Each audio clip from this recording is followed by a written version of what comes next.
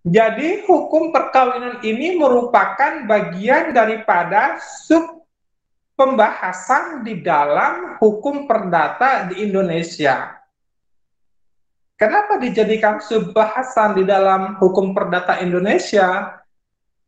Bagaimanapun juga, kembali lagi ke dalam konteks pengertian daripada hukum itu kan adalah suatu norma atau kaidah yang mengatur terkait dengan perilaku-perilaku masyarakat agar timbulnya ketertiban dan kepastian di dalam berperilaku. Masyarakat itu pasti ada yang namanya golongan laki-laki, ada yang namanya golongan perempuan, ya. Sebagai masyarakat yang beradab, tentunya ketika untuk mempertahankan eksistensi keberadaan populasi manusia, terutama populasi masyarakat di wilayah negara Republik Indonesia, maka perlu untuk dalam tanda kutip pengembangbiakan, ya, tanda kutipnya. Artinya perlu ada regenerasi keturunan. Kalau seandainya di suatu masyarakat tidak ditentukan ketentuan-ketentuan ataupun norma-norma hukum yang mengatur perilaku-perilaku masyarakat dalam hal pengembangbiakan populasi, pengembangbiakan memang identiknya, konotasinya kepada hewan, ya. Tetapi kita ingat terhadap filsuf Socrates atau Aristoteles mengatakan bahwa manusia itu sebagai zon politikon, ya, sebagai hewan yang berpikir, hewan yang punya akar pikiran. Itu dari filsafatnya juga manusia dikategorikan sebagai hewan. Tetapi dalam artian di sini, ketika manusia, kan manusia ini sebenarnya kalau dilihat dari aspek psikologi hukum, ya, ada nggak mata kuliah psikologi hukum untuk mata kuliah lain? Iya, itu di semester selanjutnya, ya. Nah, kalau kita melihat dari aspek psikologi hukum, manusia itu kan ada kebutuhan-kebutuhan dasar, ya, kebutuhan-kebutuhan dasar seperti kebutuhan untuk afeksi, ya, kasih sayang, kebutuhan untuk mempertahankan eksistensinya, keberadaannya, kebutuhan untuk dihargai, yaitu dipelajari itu dalam ilmu psikologi hukum, ya. Nah, salah satunya untuk mempertahankan eksistensi keberadaannya itu, maka sesosok manusia pasti akan melakukan yang namanya istilah perkawinan, ya. Kenapa istilahnya perkawinan kok tidak pernikahan? Karena dalam ketentuan undang-undang kita, istilah yang diakui dalam norma hukum kita itu adalah perkawinan, ya. Pernikahan pun sebenarnya diakui, tetapi secara hukum positif yang diakui secara Undang-Undang Nomor 1 Tahun 1970 itu adalah tentang perkawinan, berarti istilah perkawinan, ya. Nah, jadi untuk mempertahankan populasi manusia, maka mereka akan melakukan perkawinan. Perkawinan ini apa maksudnya? Ya, salah satunya untuk memenuhi kebutuhan afeksi, kasih sayang, kebutuhan biologis, maka manusia dari jenis laki-laki, manusia dari jenis perempuan, mereka melakukan perkawinan. Nah, kalau perkawinan ini misalkan tidak diatur dengan norma-norma ataupun kaidah-kaidah, maka kita tak ubahnya seperti binatang misalkan, tak ubahnya seperti hewan, ya.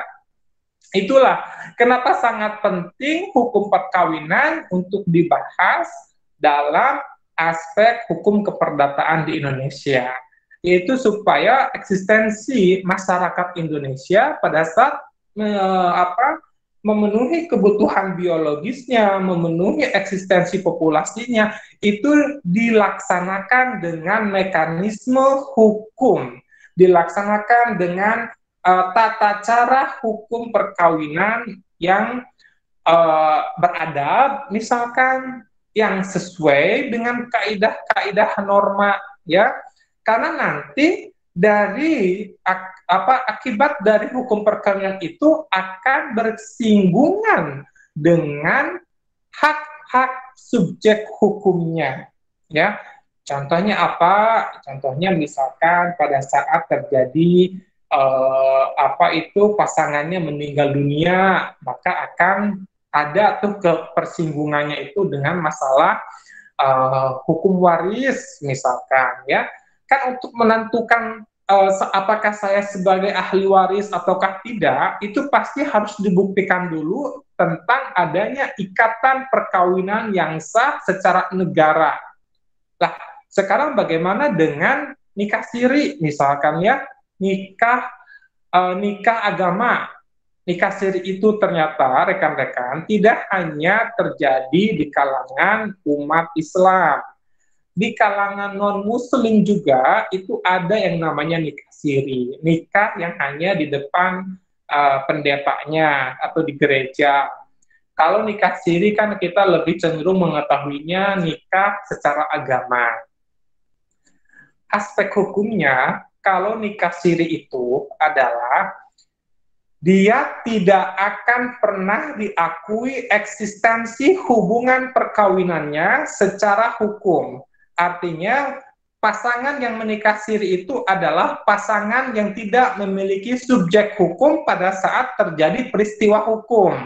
Ya, contoh tadi misalkan untuk dinyatakan seseorang sebagai ahli waris kan harus dicek dulu tuh. Yang meninggal misalkan ayahnya ini meninggalkan istri dan 2 orang anak. Apakah si istri dan 2 orang anak ini merupakan sebagai ahli waris yang sah? Salah satunya untuk mengecek pembuktiannya itu adalah akan diukur sejauh mana hubungan perkawinan yang terjadi, apakah perkawinannya itu sesuai dengan hukum perkawinan yang diakui oleh negara kita, ataukah perkawinan yang hanya berdasarkan pada keagamaan ataupun adat istiadatnya, gitu ya. Jadi kalau kita berbicara hukum perkawinan, harus ada di benak kita hukum perkawinan adalah hukum yang memang disesuaikan atau yang sesuai dengan ketentuan hukum positif, ya. Hukum yang sesuai dengan hukum negara, perkawinan yang dilaksanakan berdasarkan hukum negara, gitu ya. Artinya kalau yang non muslim mesti ada pernikahan di depan dinas pencatatan sipil misalkan. Kalau yang pasangan muslim nanti harus ada di KUA, ya, terdaftar pasangannya di KUA. Itu sebagai kategori daripada hukum perkawinan secara positivistik, ya. Nah, rekan-rekan sekalian, pertanyaan saya pada rekan-rekan, dalam bayangan rekan-rekan, apa yang dimaksud dengan perkawinan? Saya ingin mengetahui dulu nih, walaupun misalkan teman-teman ini rekan-rekan belum ada yang menikah, ya, misalkan, tetapi suatu ketika pasti akan menikah, pasti akan melakukan perkawinan. Jadi sebenarnya apa yang dimaksud dengan perkawinan itu? Silakan.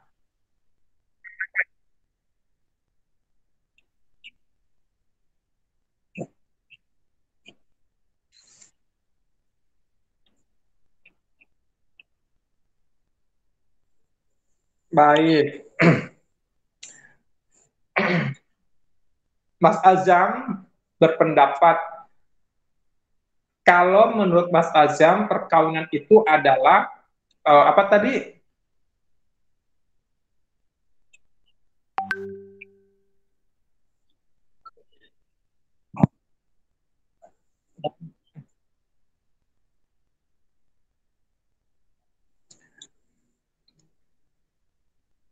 Hubungan antara laki-laki dan perempuan yang diakui secara sah oleh masyarakat berdasarkan pada ketentuan hukum yang berlaku. Baik, ya. Atau secara etimologi dulu, secara kosakata misalkan ya. Perkawinan itu kata dasarnya dari kata kawin, ya. Nah, kawin itu apa?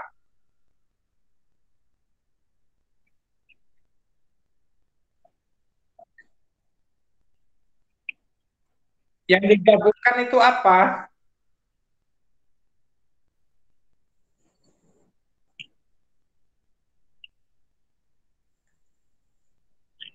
Mas Ajam berpendapat bahwa kawin itu adalah penggabungan alat kelamin laki-laki dengan perempuan, ya, secara sederhananya. Atau ada punya pandangan lain, apa itu kawin? Kita sering mendengar kawin-kawin. Ayo segera kawin. Apa itu kawin? Apakah kawin sama dengan suatu uh, apa misalkan perjinahan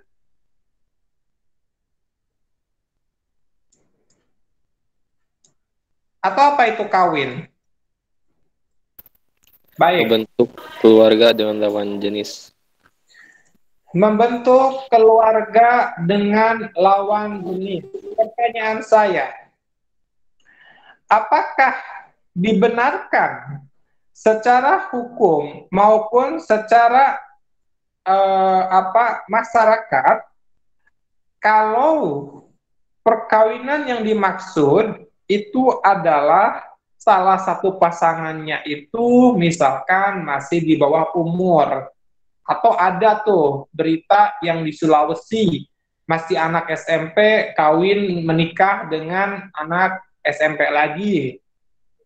Apakah perkawinan mereka itu sah ataukah tidak? Itu yang akan kita bahas ya nanti ya. Karena banyak sekali peristiwa-peristiwa yang terjadi di tengah masyarakat mengenai perkawinan. Nanti kita akan berkembang. Bagaimana dengan perkawinan yang sesama jenis, misalkan ya ada kan peristiwa itu yang di mana itu di Sulawesi ya, yang perempuan dengan perempuan, tapi perempuannya seperti laki-laki misalkan ya. Itulah yang akan hal-hal seperti itulah yang akan dibahas dalam hukum perkawinan di Indonesia. Jadi, rekan-rekan sekalian, yang dimaksud dengan perkawinan itu merupakan pertalian yang sah antara seorang laki-laki dengan seorang perempuan untuk waktu yang lama. Ya, kenapa kok ada jangka waktu lama, ada keterangan untuk waktu yang lama? Apakah ada perkawinan dalam jangka waktu yang tidak lama? Ada, ya. Artinya tidak dalam jangka waktu lama. Banyak. Banyak. Istilahnya ada kawin kontrak. Pernah mendengar kawin kontrak? Oh, sering. Mas Ajan bilang sering. Di mana itu kota yang sangat terkenal dengan kawin kontraknya?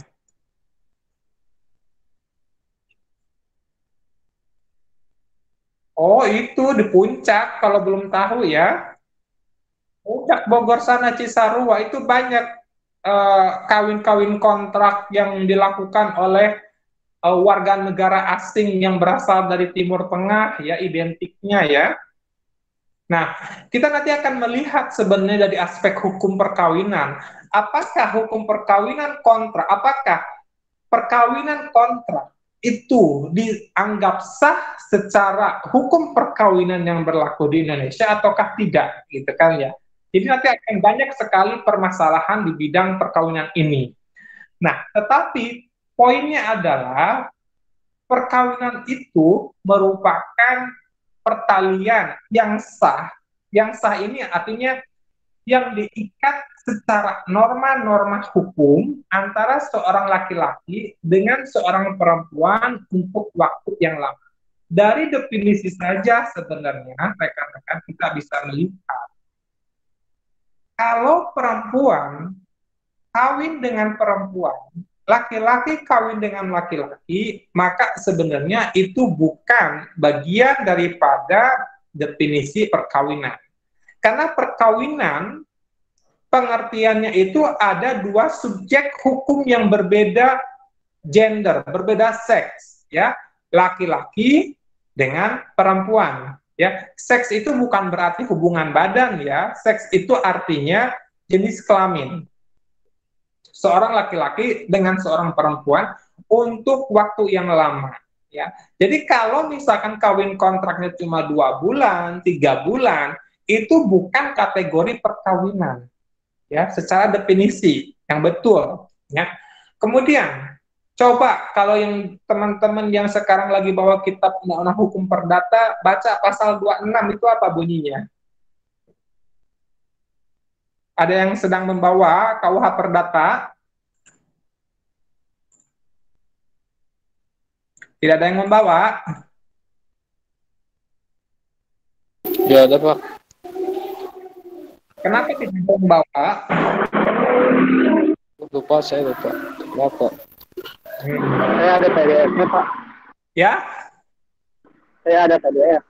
Coba Mas Faiz baca pasal 26 KUH Perdata apa bunyinya? Pasal 26 ya, Pak? Iya. Undang-undang memandang soal perkawinan hanya dalam hubungan-hubungan perdata. Terus? Bagian 1, syarat-syarat dan segala sesuatu yang harus dipenuhi untuk dapat melakukan perkawinan, yaitu isi pasal 20 tidak berlaku asing, tapi berlaku bagi golongan Tiongkok. Ada suara yang sedang adzan itu.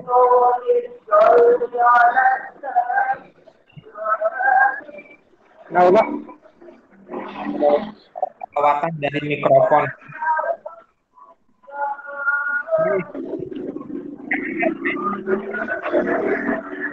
Terdengar jelas karena yang sholawatannya lebih keras.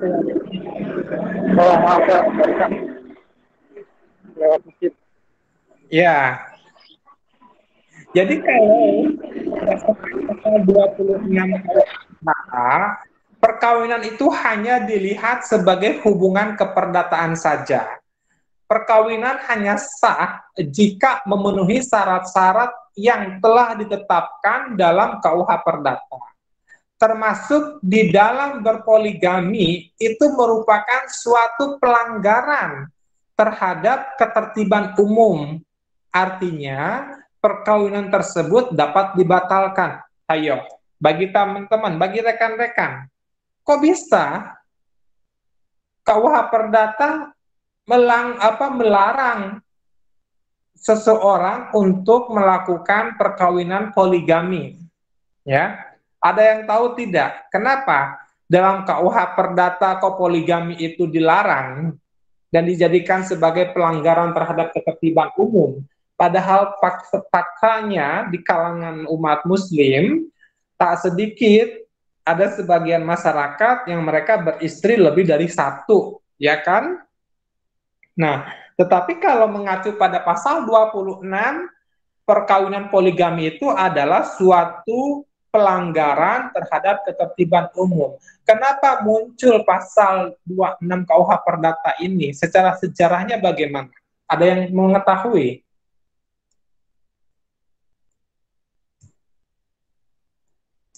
Baik.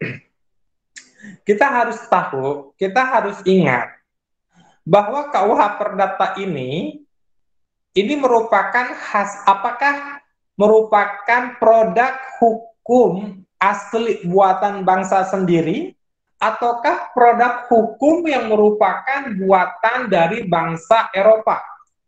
KUH Perdata. Betul. KUH Perdata itu adalah bukan produk hukum yang dibuat secara autentik yang berasal dari masyarakat Indonesia, bukan yang dibuat oleh anggota DPR. KUH Perdata Indonesia ya, yang BW itu adalah norma-norma hukum yang memang berasal dari negara mana? yang menjajah 360 tahun Belanda. Belanda. Karena Indonesia merupakan negara jajahan selama 360 tahun. Konon katanya, kita kan tidak tahu ya, sebenarnya Indonesia itu dijajah oleh bangsa Indonesia itu berapa lama, berapa puluh tahun atau berapa ratus tahun. Nah, tetapi faktanya adalah ketika negara yang menjajah suatu negara lain, pasti di dalamnya akan memberlakukan segala sistem apapun yang memang berasal dari negara penjajahnya, termasuk Belanda yang telah menjajah Indonesia. Dia mencoba, mereka membawa sistem hukum yang berlaku di negaranya untuk diterapkan di negara-negara jajahan. Sistem hukumnya apa saja? Termasuk sistem hukum keperdataan yang dimodifikasi oleh bangsa Indonesia dalam bentuk kitab undang-undang hukum perdata. Jadi KUH Perdata itu sebenarnya rekan-rekan merupakan terjemahan dari kitab undang-undang hukum perdata Belanda.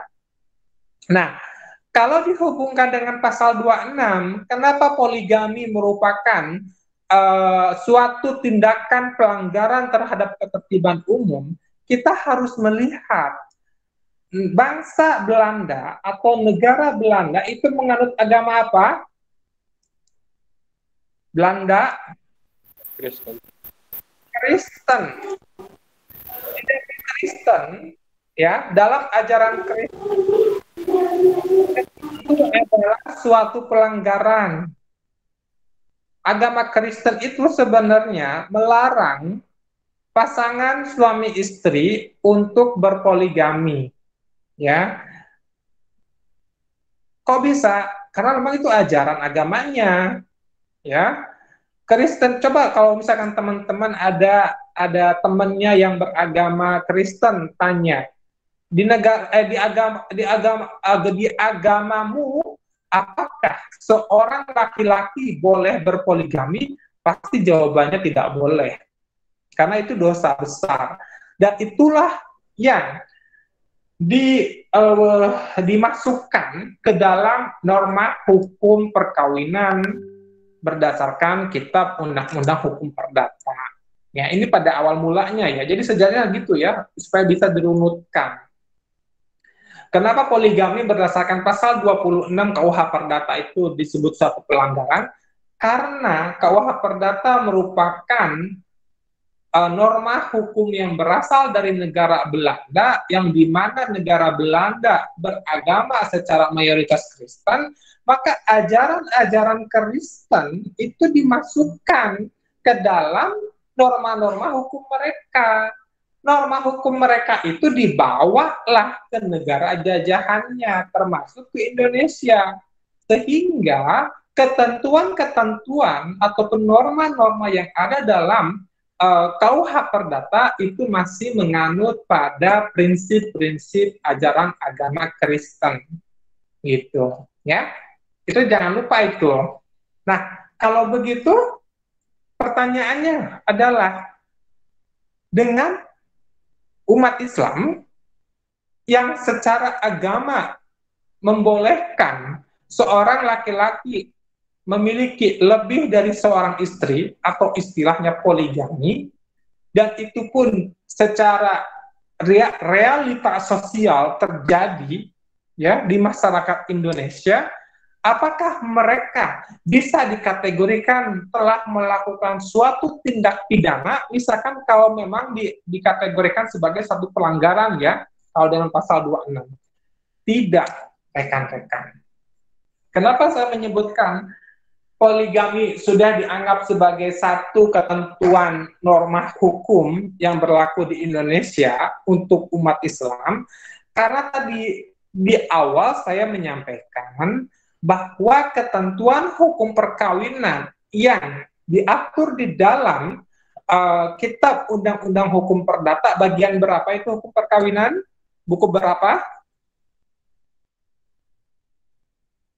Perkawinan?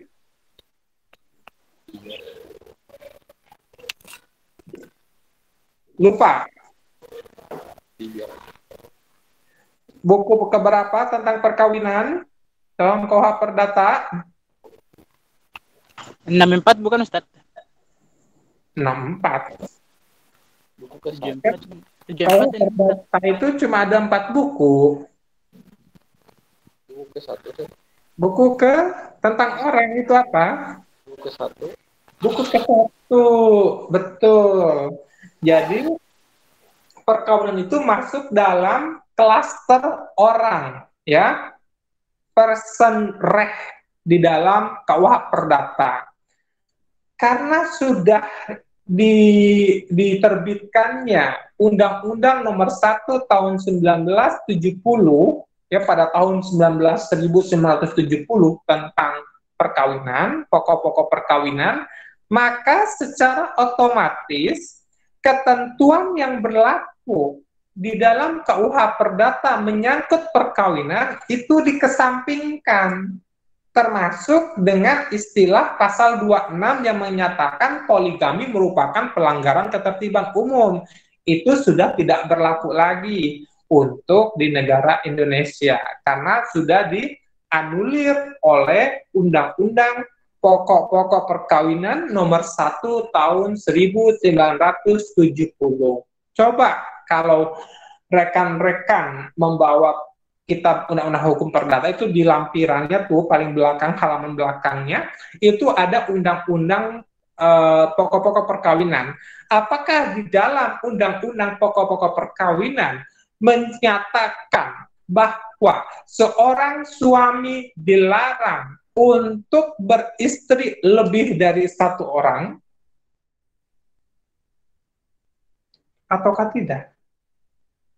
Itu mesti dicek, ya, mesti Tidak, dicek undang-undangnya, ya. tidak. Betul. Kalau begitu poligami, ya, selama dalam batas-batas norma hukum, ingat ya, sumber-sumber hukum yang berlaku di Indonesia itu kan sebenarnya bukan hanya pada hukum tertulis, ya kan? Ada juga hukum tidak tertulis. Masih ingat itu yang 2 kategori, hukum tertulis dengan hukum tidak tertulis. Kalau hukum tertulis artinya hukum-hukum yang diciptakan dalam suatu undang-undang, misalkan itu hukum tertulis. Kalau hukum tidak tertulis itu adalah norma-norma yang berasal dari norma-norma yang berasal dan berkembang di tengah masyarakat. Apa saja?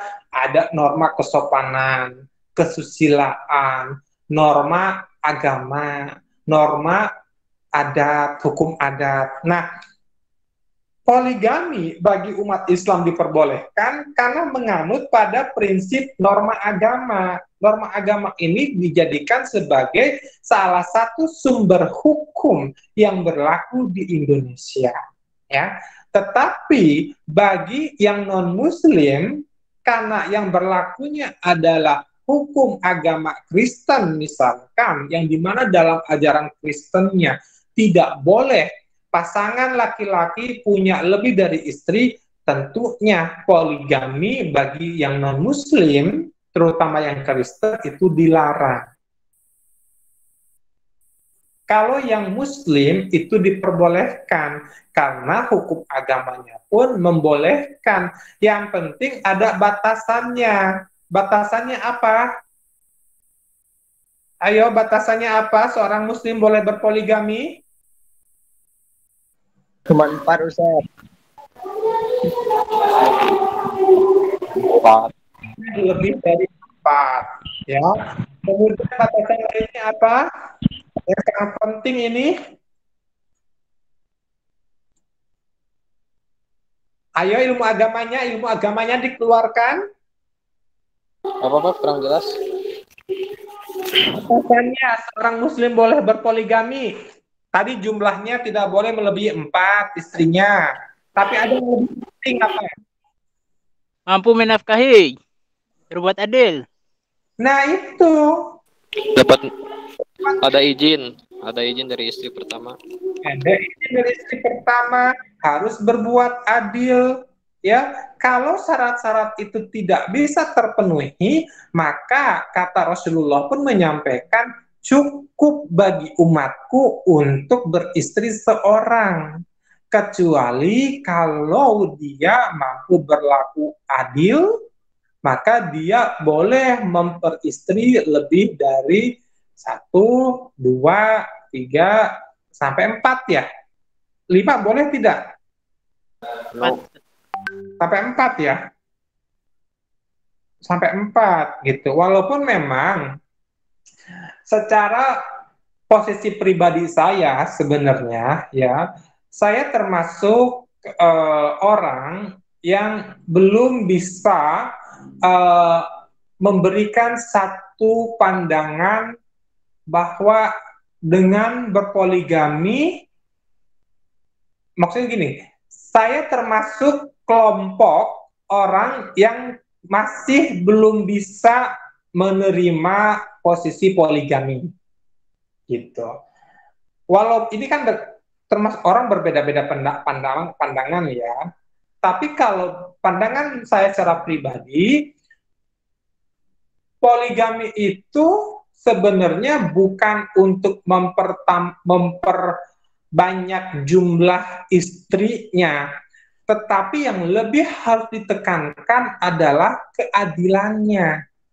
Dan inilah yang sebenarnya yang sampai saat ini membedakan poligami Rasulullah dengan poligami umatnya saat ini. Kalau Rasulullah dahulu kan ada kriterianya, mana ada Rasulullah berpoligami dengan istri-istri yang cantik.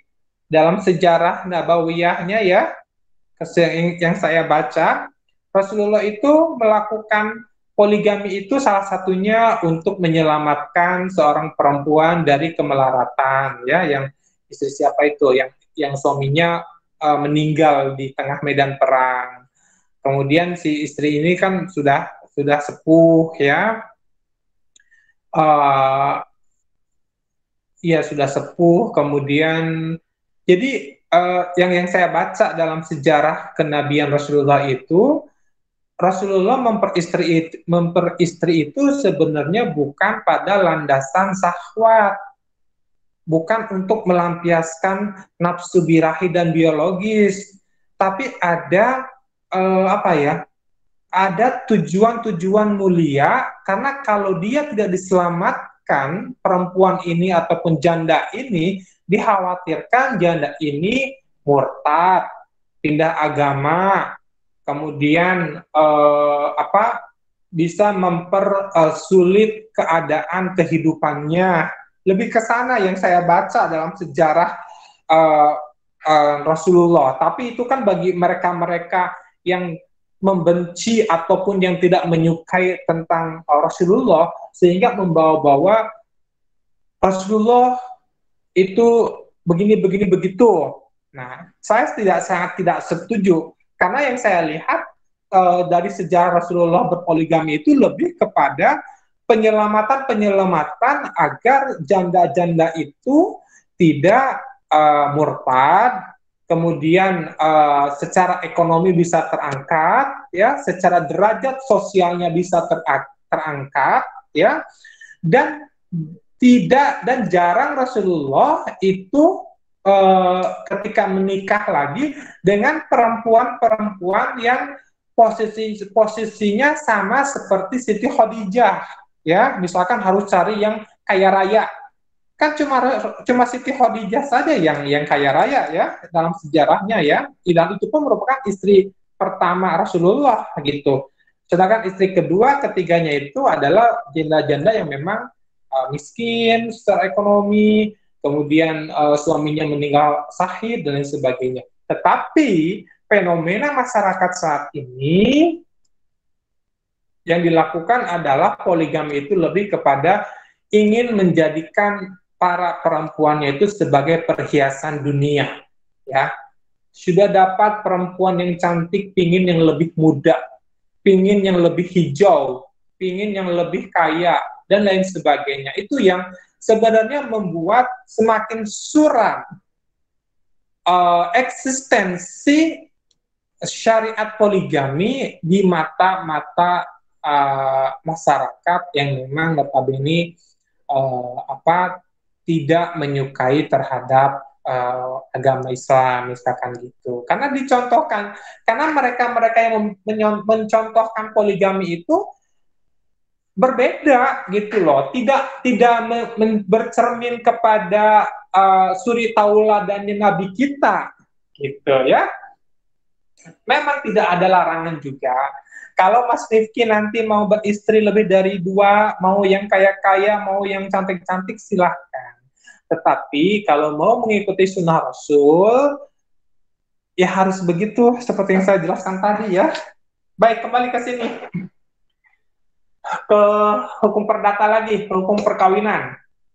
Bisa dipahami ya, tentang definisi perkawinan. Jadi pasal 26 pada dasarnya itu memang poligami merupakan suatu pelanggaran ketertiban umum dahulu. Tapi setelah ada undang-undang khusus tentang perkawinan, poligami dibolehkan bagi mereka yang beragama Islam. Yang penting dia harus adil dan harus ada izin dari istri.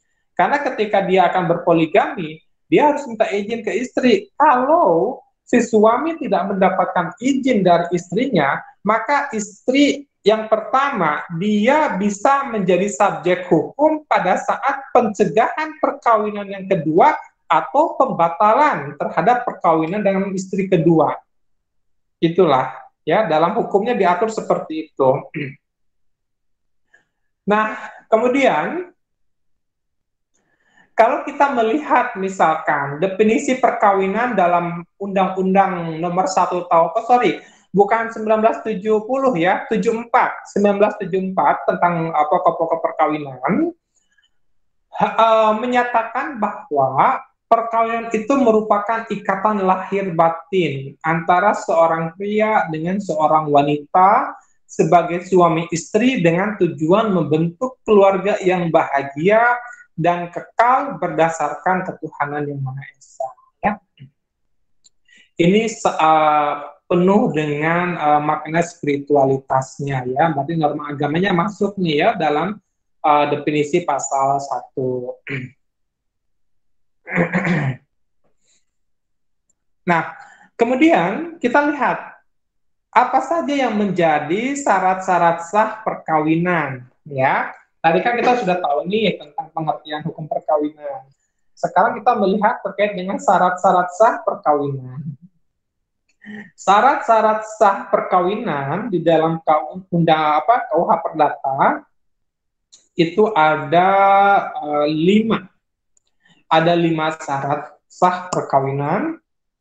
Pertama adalah kedua belah pihak, yaitu calon istri, calon suami, telah berumur sesuai dengan yang telah ditetapkan oleh undang-undang.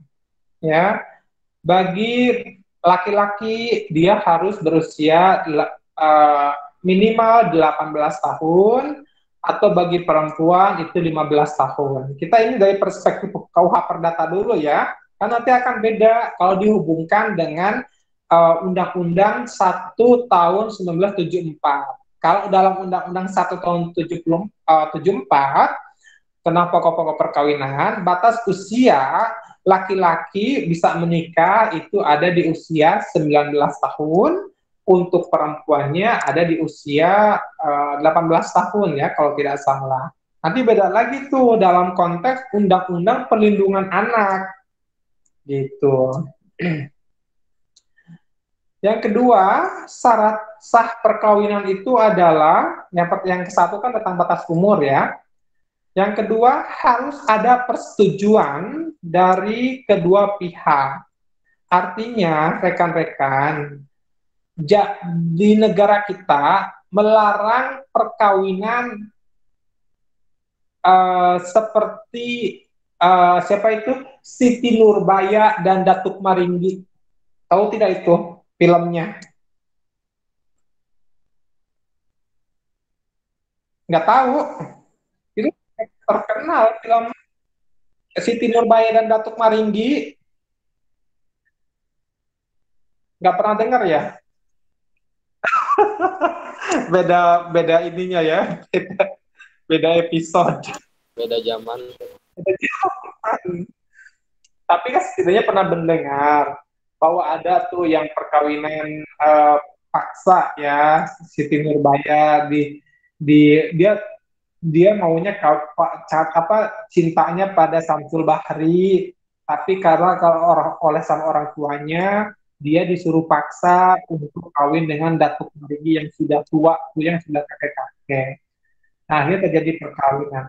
Nah, itu pun sampai saat ini realita sosial seperti itu terjadi di tengah masyarakat. Contohnya apa? Contohnya untuk mengangkat perekonomian keluarga, misalkan anak gadisnya disuruh kawin dengan calon laki-laki yang berada dari kelas ekonomi atas, misalnya, padahal si calon gadis ini, si calon perempuan ini tidak mencintainya. Itu sebenarnya bisa mengakibatkan terjadinya pembatalan perkawinan kalau tidak ada persetujuan dari kedua belah pihak. Jadi perkawinan itu baru sah secara hukum salah satunya calon laki-laki dengan calon perempuan itu sama-sama setuju untuk menikah. Sekarang bagaimana dengan kawin apa itu yang disuruh dipaksa kawin, misalkan sama orang tuanya, selama memang anaknya itu tidak ada rasa persetujuan, itu sebenarnya dalam hukum perkawinan dilarang ya. Gitu. Nah, kemudian syarat yang ketiga, untuk seorang perempuan yang sudah pernah kawin, itu harus lewat 300 hari sesudah putusnya perkawinan. Atau kalau dalam hukum Islam itu disebut dengan apa? Kalau betul, masa idah ya. Masa idah itu kan kalau nggak salah berapa 3 bulan ya bagi bagi perempuan yang dia belum melakukan dukhul ya, belum melakukan hubungan badan ya kalau nggak salah. Kan ada beberapa kriteria masa idah itu ya, ada yang sampai anaknya sampai bayinya lahir misalkan, atau sampai putus penyusuan dari anaknya ya. Kalau dalam fikih perkawinan itu disebutnya apa sih kalau dalam hukum Islam? Apa, Pak? Fikih perkawinan. Fikih munakahat. Nah, betul. Fikih munakahah kan itu harus diperkuat ya teman-teman fikihnya. Tapi kan kalau saya sekarang sedang mengajari tentang hukum ini ya, hukum positivistik, hukum yang berlaku di Indonesia ya. Tapi itu pun fikih munakahah sebenarnya masuk juga dalam bagian daripada hukum positivistik di Indonesia dalam bentuk kompilasi hukum Islam. Itu ada. Nah, kemudian yang selanjutnya syarat perkawinan itu adalah tidak ada larangan dalam undang-undang bagi kedua pihak.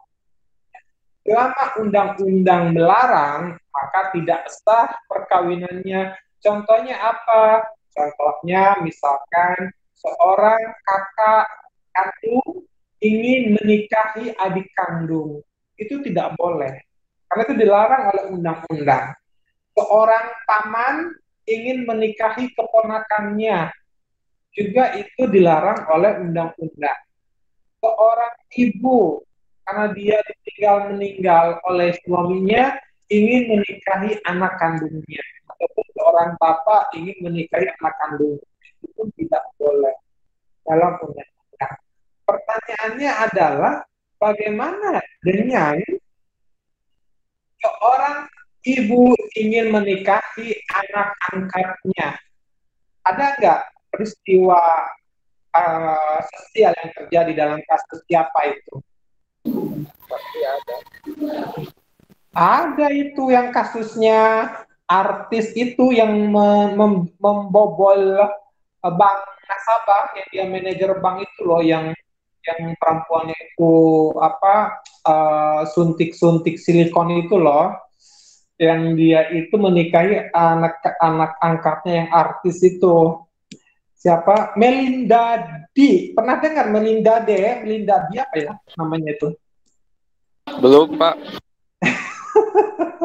Kurang pergaulan ya Anda ini. Beda zaman kayaknya. Bukan beda zaman. Peristiwanya ya. Yang membaca berita mungkin berita-berita itu ya. Itu infotainment karena artis ya ini ya kalau ya tidak menonton infotainment ya. Tapi itu sebenarnya bisa dijadikan pengayaan khazanah pengetahuan teman-teman pada saat mencoba untuk mengkolaborasikan antara teori ilmu hukum dengan realitas yang terjadi di masyarakat. Itulah yang digunakan dengan pendekatan sosiologi hukum. Nanti kalau ada tuh ya, ada yang namanya mata kuliah sosiologi hukum. Bagaimana hukum bisa diberlakukan di masyarakat, atau bagaimana peristiwa-peristiwa masyarakat bisa disesuaikan dengan ketentuan hukum yang ada. Ya, karena kita berbicara masalah perkawinan, maka saya tadi ngambil contohnya yang artis Melinda D dengan anak angkatnya yang menikah gitu ya. Jadi anak angkatnya jadi artis karena dia ganteng kali ya, tidak mau dimiliki yang lain, akhirnya dinikahi sama ibu angkatnya. Ternyata ibu angkatnya penjahat juga. Dia membobol, menipu, menggelapkan dana-dana nasabah di banknya. Akhirnya dia di penjara tuh. Nah, yang selanjutnya, rekan-rekan sekalian, untuk pihak yang masih di bawah umur, itu harus ada izin dari orang tua atau walinya. Ini sebenarnya saya sangat tidak setuju juga dengan syarat-syarat perkawinan dalam KUH Perdata yang bagi anak yang di bawah umur, itu harus ada izin dari orang tua atau walinya. Kenapa? Karena yang namanya perkawinan itu tidak hanya pemuasan nafsu seks biologis semata. Ya, kalau kita lihat misalkan definisi perkawinan itu merupakan ikatan lahir batin yang bertujuan untuk membentuk keluarga yang bahagia, kekal berdasarkan ketuhanan yang Maha Esa. Sekarang peristiwa yang terjadi di masyarakat, anak SMP, anak SMA itu dikawinkan oleh orang tuanya. Karena kenapa? Bebas pergaulan, misalkan, ya. Terjadi perzinahan dan lain sebagainya. Sebenarnya, walaupun memang misalkan bukan peristiwa ini ya, bukan peristiwa bebas pergaulannya, tetapi kita banyak menemukan di daerah-daerah perkampungan, misalkan anak-anak, terutama ini anak-anak perempuan tuh, ya teman-teman bisa melakukan observasi, misalkan di kampungnya ada anak yang baru berusia 12 tahun, 13 tahun itu sudah dikawinkan, dinikahkan oleh orang tuanya. Kenapa saya sangat tidak sependapat? Karena posisinya pada usia anak itu mereka itu belum siap, belum matang secara biologis ataupun secara mental. Sedangkan perkawinan itu tadi membentuk keluarga yang yang kekal untuk menuju kesejahteraan baik batin berdasarkan ketuhanan yang Maha Esa ya, batin maupun fisik tentunya. Nah, bagi anak yang belum berusia 18 tahun ya, kenapa kok sampai sekarang undang-undang menentukan ada batas-batas usia anak, usia dewasa? Karena itu setelah dilakukannya penelitian oleh ahli-ahli bahwa kematangan biologis bagi seorang perempuan adalah misalkan pada saat dia berusia 19 tahun. Bagi kematangan emosional dan biologis bagi laki-laki, anak laki-laki adalah pada usia 19 tahun. Lah, tapi kan ini akan berbeda dengan fikih munakahah ya. Fikih munakahah yang disampaikan oleh Mas Sidki tadi. Tanda dewasanya anak laki-laki itu apa? Ihtilam, bermimpi. Bermimpi apa? Apa namanya? Mimpi nikah? Kawin enggak? Ya mimpi basah maksudnya. Oh, mimpi basah. Artinya anak laki-laki dianggap sudah masuk ke fase dewasa pada saat dia keluar sperma, ya. Karena kita berbicara masalah perkawinan, ini bukan masalah vulgar ya, tapi kan ini masalah keilmuan, ya. Jadi dalam fikih munakaha, seorang anak laki-laki baru dikatakan dewasa itu pada saat mimpi basah, artinya keluar sperma pertama kali, ya. Atau bagi apa itu anak perempuan dianggap dewasa pada saat dia bagaimana dalam fikih munakaha? Baik. Ini ya menstruasi apa? Menstruasi ya, atau haid ya, keluar darah kotor untuk pertama kalinya. Itu memang secara biologis tidak bisa ditentukan dengan batasan usia. Karena biasanya baik keluar darah kotor maupun sperma saat ini lebih ditentukan oleh asupan makanan yang dikonsumsi si anak. Beda dengan zaman dahulu. Kalau zaman dahulu itu biasanya anak baru mimpi basah pada usia-usia 19 tahun, ada yang usia 20 tahun ya. Kemudian bagi perempuan mens pertamanya itu mungkin di usia 18 tahun, di usia 19 tahun. Kalau sekarang ada juga kok anak laki-laki yang mimpi basahnya di usia 13 tahun ataupun di 12 tahun, karena ini merupakan pengaruh dari makanan yang dikonsumsi yang bisa merangsang merangsang apa sih? Aduh saya lupa lagi itu ilmu tentang biologi lah ya. Itu ada pengaruhnya juga katanya ya, kata dokter-dokter di bidang kesehatan ya. Seseorang anak bisa segera tersegerakan kedewasaannya karena ada faktor dari makanan yang dikonsumsi.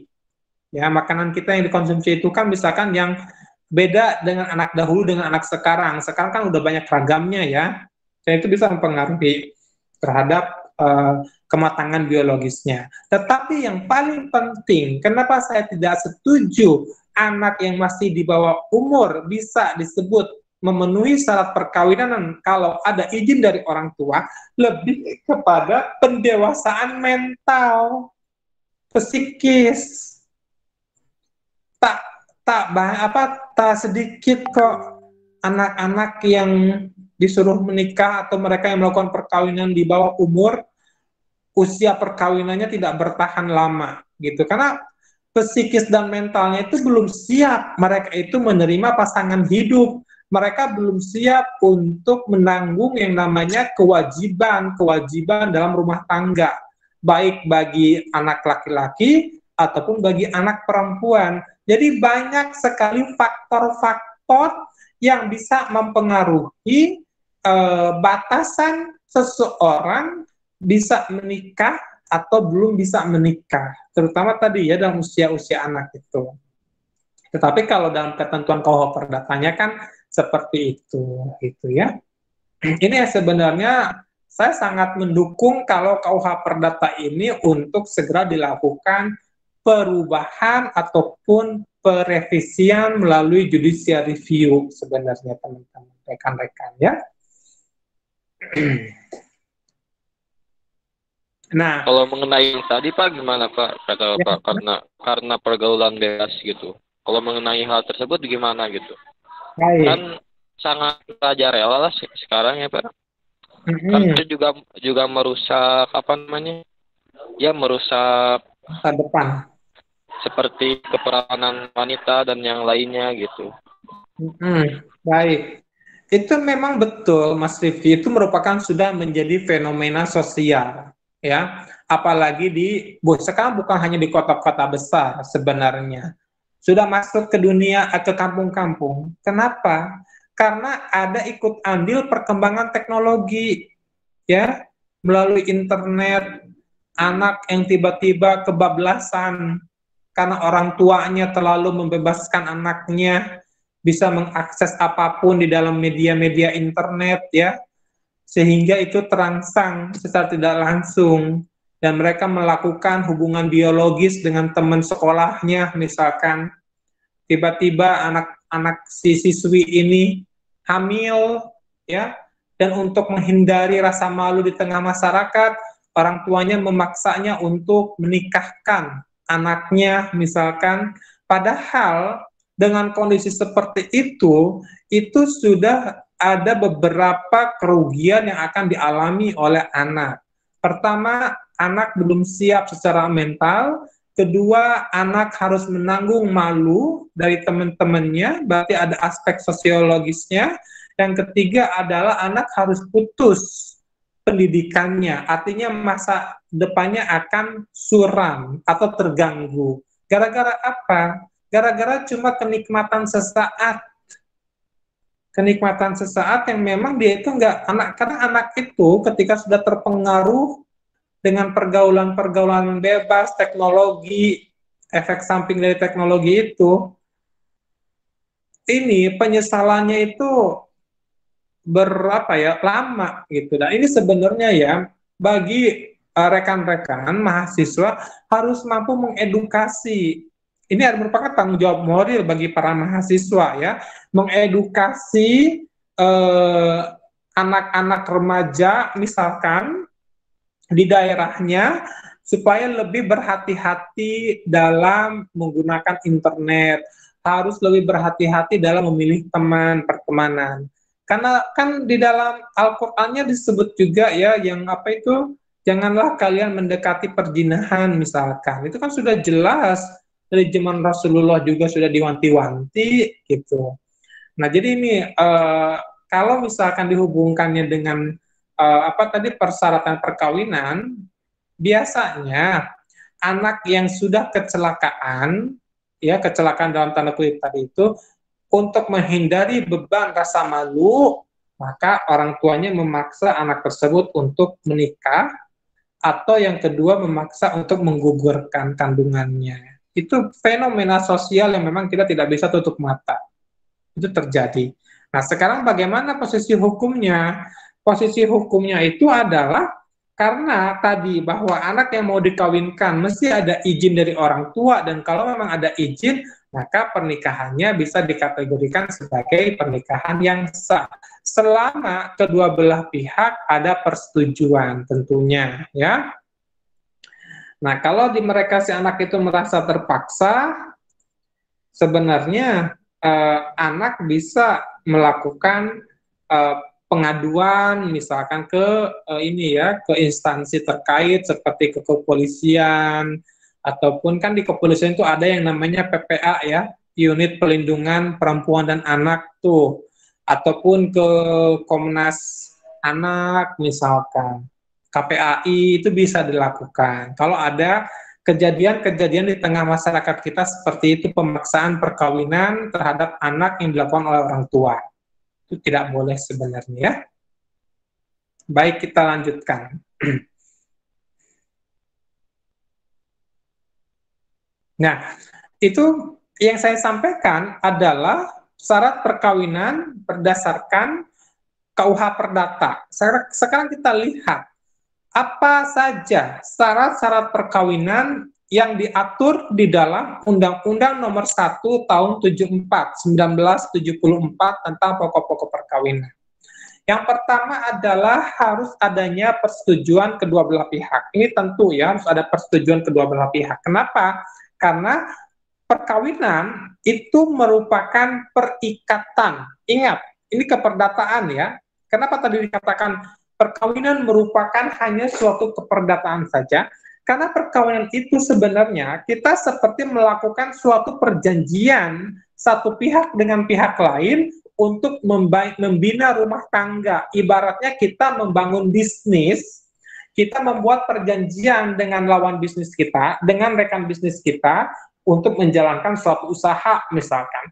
Begitu pula dengan perkawinan. Perkawinan ini bisa dikategorikan sebagai bentuk perjanjian atau perikatan antara laki-laki dengan perempuan. Kok bisa ya perkawinan dikategorikan sebagai bentuk perjanjian atau perikatan? Ada. Karena nanti akan mengandung resiko hukum pada saat terjadinya pemutusan perkawinan. Contohnya, putusnya suatu perkawinan karena perceraian, itu akan beresiko terhadap harta, ya. Harta, ada yang disebut harta yang diperoleh selama masa perkawinan, itu disebut dengan harta bersama, kan? Ketika putus perkawinan, karena perkawinan itu sendiri merupakan suatu perikatan, suatu perjanjian, otomatis ketika putus perjanjian tersebut, masing-masing pihak terhadap aset, terhadap harta yang berhasil dikumpulkan selama dalam proses perkawinan, itu wajib hukumnya untuk dibagi dua antara si istri dengan si suami. Inilah konsep daripada perjanjian ataupun perikatan, ya. Kemudian yang kedua, harus ada izin dari orang tua atau wali, tentu ya, bagi kita yang sudah dewasa pun kita harus ada izin dari orang tua atau wali. Yang ketiga, usia calon pria harus berusia 19 tahun, kalau bagi wanita itu 16 tahun. Antara calon pria dan wanita tidak ada hubungan keluarga yang tidak boleh kawin, seperti yang tadi saya sampaikan. Paman tidak boleh menikahi keponakan. Kakak kandung tidak boleh menikahi adik kandung. Ibu kandung tidak boleh menikahi anak kandung. Ya, dia tidak boleh kalau ada hubungan darah, ya, hubungan keluarga tidak boleh itu dilakukan perikatan, perkawinan. Kemudian tidak berada dalam ikatan perkawinan dengan pihak yang lain. Ini tentunya tadi yang disebut dengan poligami. Ya, poligami itu dibolehkan pada saat ada izin dari istri pertama. Tetapi kalau dilihat dari persyaratan nomor 5 ini, sebenarnya lebih kepada monogami, ya, prinsip perkawinan di Indonesia itu. Yaitu selama tidak ada perkawinan dengan pihak lain, maka dia boleh melakukan perkawinan. Tetapi kalau masih berada dalam ikatan perkawinan dengan orang lain, maka perkawinan itu tidak bisa dilaksanakan untuk yang kedua kalinya. Ya. Kemudian, bagi suami istri yang telah bercerai, lalu kawin lagi dan bercerai, agama dan kepercayaan mereka tidak melarang mereka kawin ketiga kalinya. Betul. Ya, jadi ketika si mantan istri dengan mantan suami mau rujuk dalam fikih munakahah, tentu si istri ini mesti menikah dulu dengan laki-laki lain. Betul nggak seperti itu? Baru dia boleh kembali ke mantan suami yang pertamanya. Gitu. Jadi tidak boleh misalkan suami istri bercerai di pengadilan agama, tiba-tiba karena mereka jatuh cinta lagi, ya sudah kita rujuk, kita kawin lagi. Tidak boleh ketentuan hukumnya. Tetapi di ketentuannya, si istri wajib menikah dulu dengan laki-laki lain, setelah itu mereka bercerai, baru si istri boleh menikah dengan laki-laki yang pertama tadi. Ya. Kemudian yang selanjutnya, tidak berada dalam masa tunggu bagi mempelai perempuan, berarti masa iddah tentunya. Nah, rekan-rekan, ini sangat penting terkait dengan perjanjian perkawinan, ya. Kok ada perjanjian perkawinan? Perjanjian perkawinan ini sebenarnya lebih menyangkut kepada eksistensi harta, ya, harta dalam perkawinan. Jadi, kenapa ketika perceraian terjadi, yang justru alot penyelesaiannya itu adalah tentang masalah pembagian harta gono gini. Salah satunya adalah karena tidak adanya perjanjian perkawinan.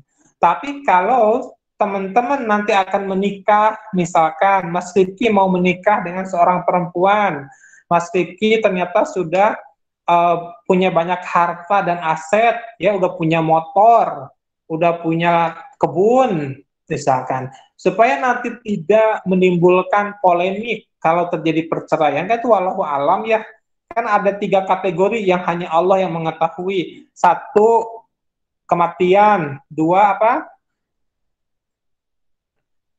Rezeki.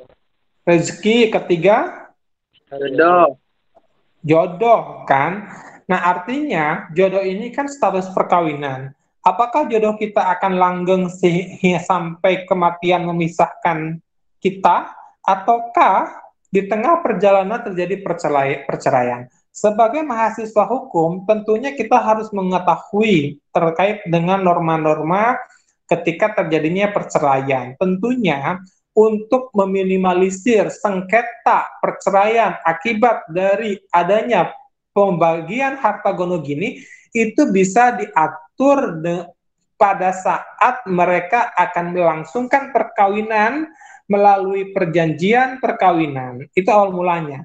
Tetapi, jadi gini, perjanjian perkawinan dalam Undang-Undang Nomor 1 Tahun 1974 itu harus dibuat pada saat pranikah, ya, sebelum mengucapkan ijab kabul, ya. Suami istri itu boleh membuat perjanjian perkawinan. Poinnya misalkan salah satunya pada saat nanti terjadi perceraian, maka saya akan memberikan ke kamu istri misalkan berapa bagian, misalnya itu bisa diatur. Walaupun secara konteks hukumnya kan harus setengah-setengah tuh terhadap harta bersama, harta yang diperoleh selama perkawinan. Beda dengan harta bawaan ya, jangan disamakan nih. Harta bawaan itu adalah harta yang dimiliki seorang pasangan sebelum menikah. Misalkan itu harta warisan, harta hadiah, hibah. Dia pada saat terjadi perkawinan tidak bisa pasangannya itu meminta hak dia setengah. Karena itu bukan harta bersama, tapi itu harta bawaan. Mas Rifki mau nikah dengan seorang perempuan tapi sebelumnya sudah punya motor. Ketika terjadi perceraian, si istri tidak punya hak secara hukum meminta motornya dibagi 2, motornya Mas Rifki. Tetapi berbeda konteks kalau selama dalam proses perkawinan ternyata Mas Rifki ini misalkan mampu membeli mobil, motor, tanah, kebun, walaupun itu dengan jerih payah sendiri, dan walaupun si istri hanya ibu rumah tangga misalkan. Tapi kalau terjadi perceraian, maka istri dia berhak memperoleh setengah harta yang telah diperoleh si suami selama masa perkawinan. Ataupun sebaliknya, ketika istrinya bekerja misalkan, dan istrinya mampu membeli sesuatu, membeli perhiasan misalkan, ketika terjadi perceraian, perhiasan istri itu dia harus dibagi 2 dengan suami. Itu yang disebut dengan harta bersama, ya.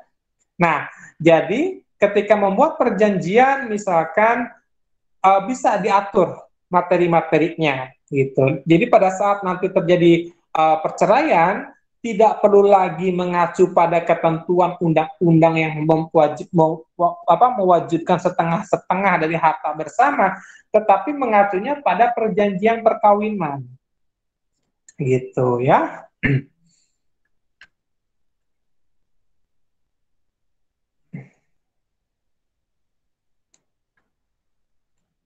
Silakan ada bertanya dulu. Saya menarik napas dulu ini.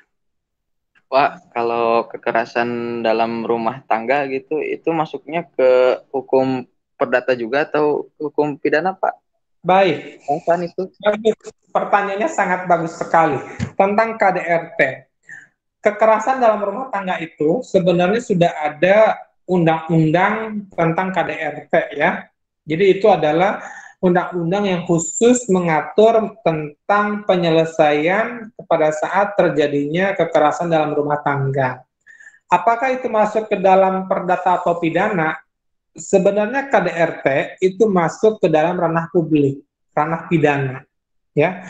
Tetapi kadang di mindset kita KDRT itu dilakukan oleh suami kepada perempuan, kepada istri, misalkan suami nempeleng, ya, suami menyiksa istri dan lain sebagainya. Itu kadang dimindsetkan seperti itu, tapi belum tentu. Dalam peristiwa yang terjadi adalah istri yang justru melakukan kekerasan terhadap suami, atau istri melakukan kekerasan terhadap anak, bapak melakukan kekerasan terhadap anak, istri melakukan kekerasan terhadap pembantu rumah tangga atau asisten rumah tangga. Itu masuk ke dalam kategori KDRT. Jadi KDRT itu tidak hanya dalam posisi suami dengan istri berselisih paham sampai kekerasan fisik, tetapi mencakup pada orang-orang yang dia tinggal di rumah itu, termasuk asisten rumah tangga, ya.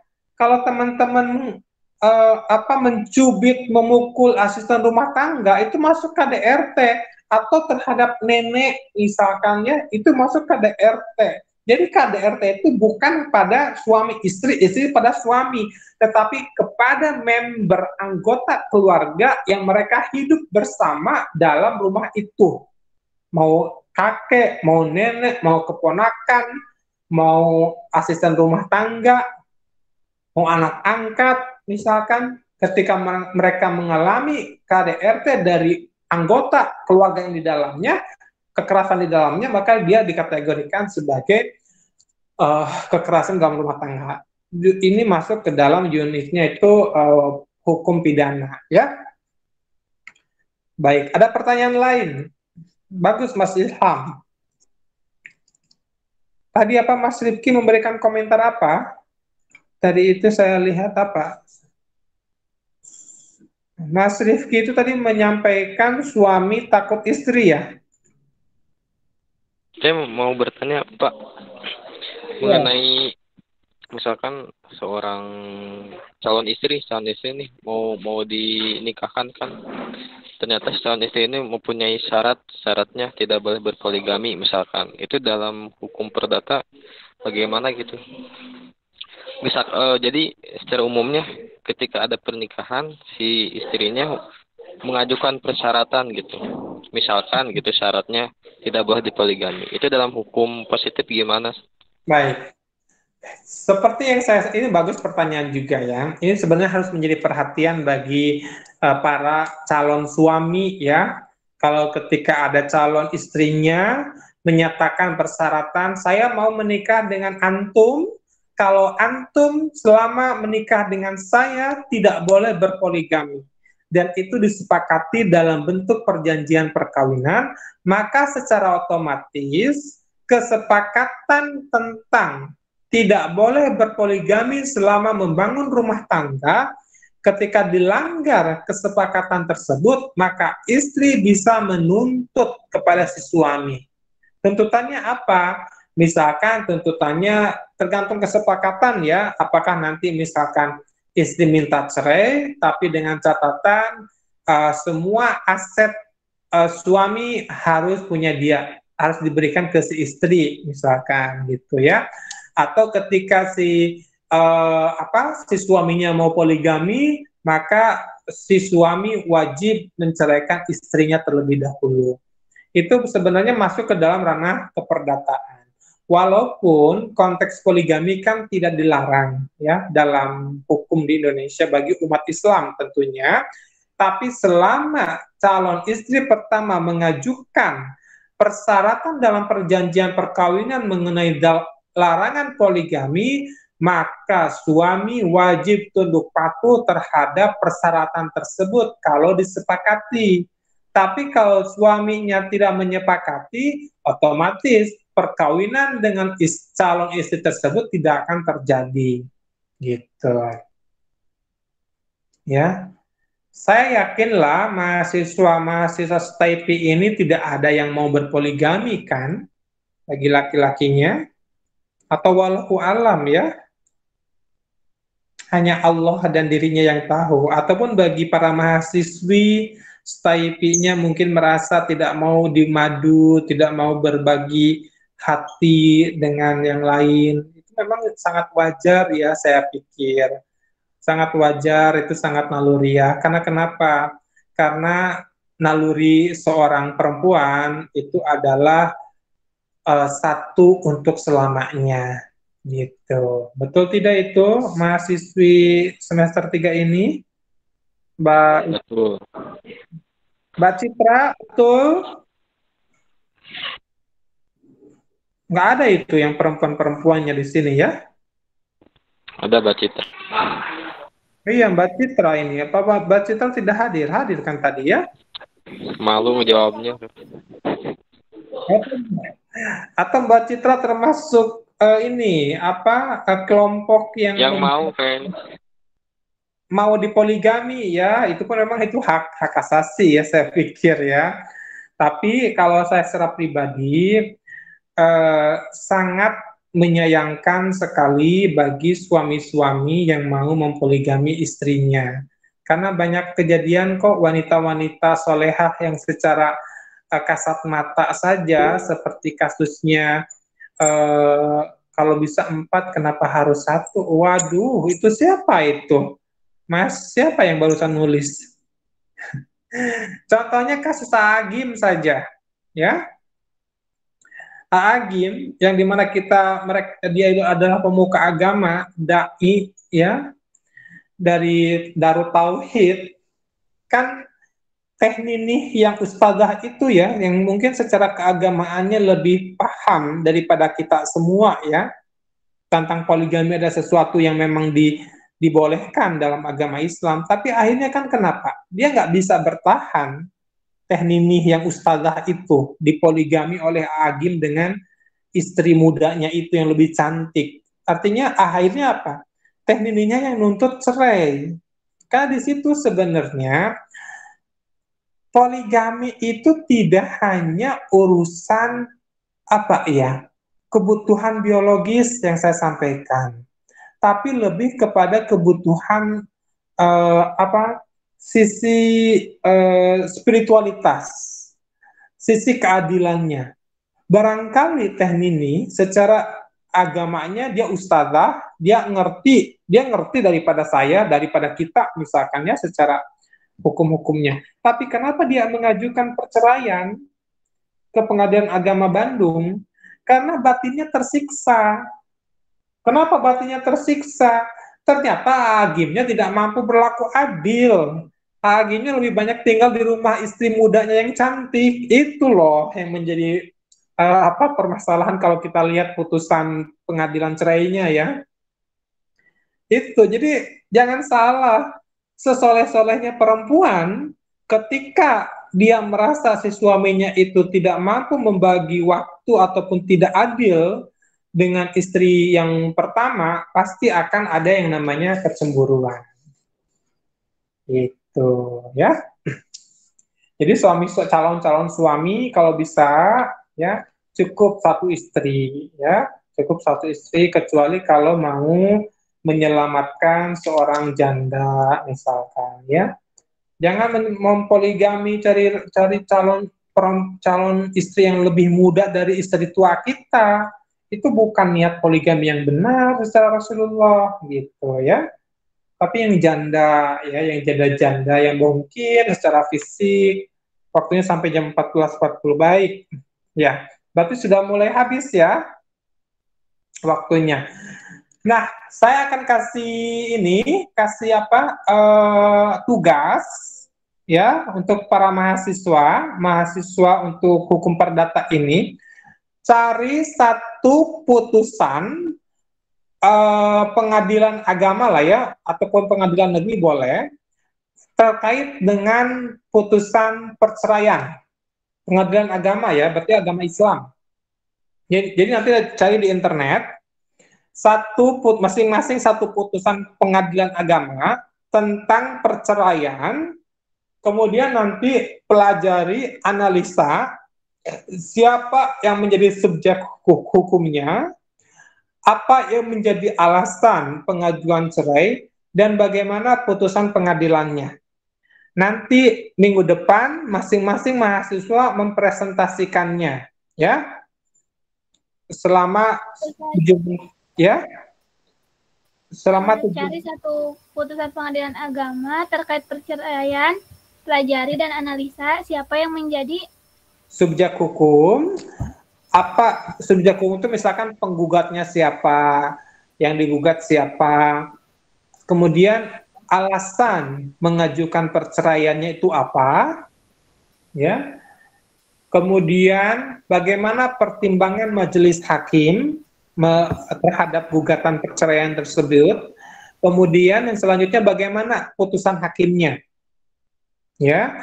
Nanti dibuat dalam bentuk PowerPoint. Ini nanti presentasi nih minggu depan ya. Satu-satu presentasi. Ya, nanti saya yang mendengarkan, nanti saya menanggapi dan saya bertanya.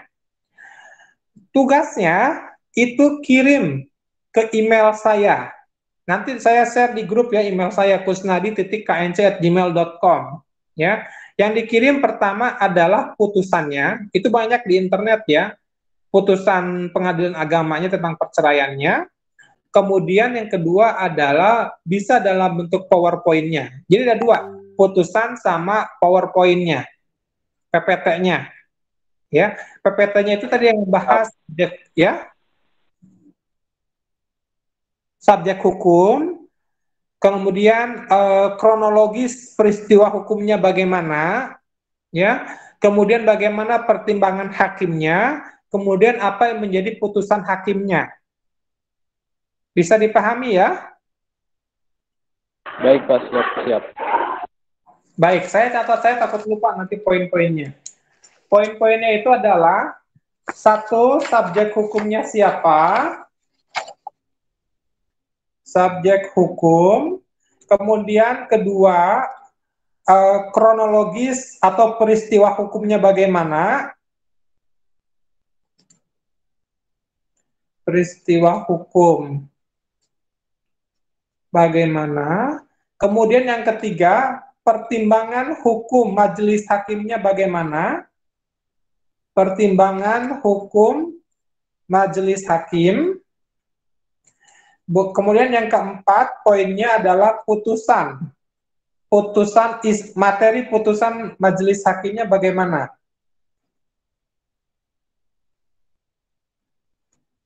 Ya, ini nanti untuk presentasinya dibuat dalam bentuk PowerPoint ya. Tapi yang dikirim ke saya adalah putusan pengadilan agamanya dengan PowerPoint-nya, PPT-nya. Kalau ini masuk ke dalam penilaian nanti ya, penilaian tugas harian. Baik, ada pertanyaan mengenai tugas? Bisa dipahami? Cukup Pak, sudah dipahami. Baik. Ya. Baik, rekan-rekan, terima kasih untuk perhatiannya di mata kuliah siang hari ini tentang hukum perkawinan. Jangan lupa tugasnya, nanti saya kirim emailnya di grup #3 itu ya. Paling lambat tugasnya ini dikumpulkan pada hari Selasa depan berarti ya, karena kan Rabunya kita presentasi ya. Jadi Selasa itu terakhir tuh ya. Bagi yang tidak hadir kelas saat ini nanti tolong diinformasikan oleh ketua kelas ataupun oleh teman yang lainnya ya. Terima kasih atas perhatian dan partisipasinya, dan saya akhiri dengan ucapan Assalamualaikum warahmatullahi wabarakatuh. Waalaikumsalam warahmatullahi wabarakatuh.